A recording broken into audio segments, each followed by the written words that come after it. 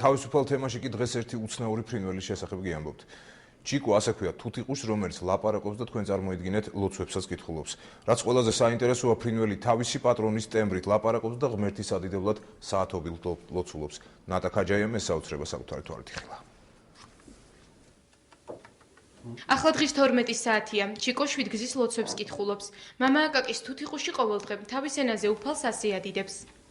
ჩვენი არსობისა და ღმერთ ჩვენ მიუტევებთ ამათ ჩვენ დღეს და მომიტევეთ ჩვენ და მოსმეყვანად ჩვენ დასაცდელ არამედ მიხსდა ჩვენ ბოროტისადა.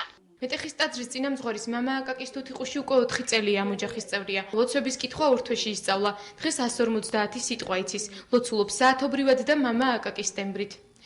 მიუჯდებოდი ხოლმე და ველაპარაკებოდი ამ ჩიკოს რა რაღაცა ლოცვებს ვეუბნებოდი ხან ხალხურ სიმღერებს რაღაცეებს კიდევ ასმენინებდი სალამურის სიმღერები ძალიან მოსწონდა ეს ბგერები.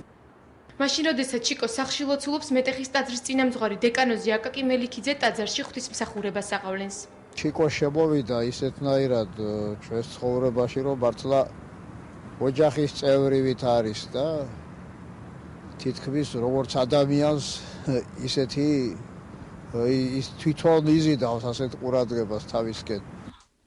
ჩიკო რამდენიმე თვის წინ სახლიდან გაფრინდა. ყველაზე მეტად მის გაუჩინარებას მოძღვარი განიცდიდა. განსაკუთრებული ნიჭით დაჯილდოებულ თუთიყუს შემთხვევით მიაკლიეს.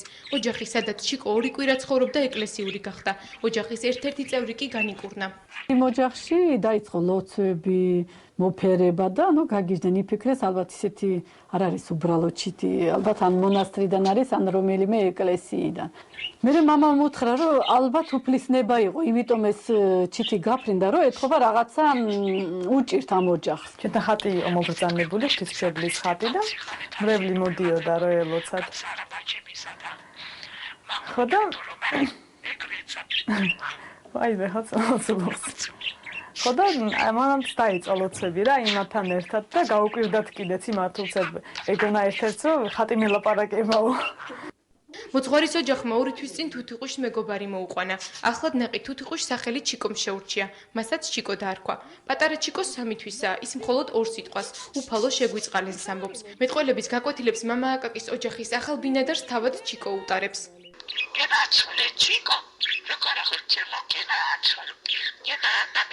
ჩიკოს კამერებთან გამოჩენა არ უყვარს, ამ დროს ის ჩუმდება ხოლმე, მაგრამ დღეს ჩვენ ასე დაგვლოცა. ღმერთს ებარებოდეთ, ღმერთს ებარებოდეთ.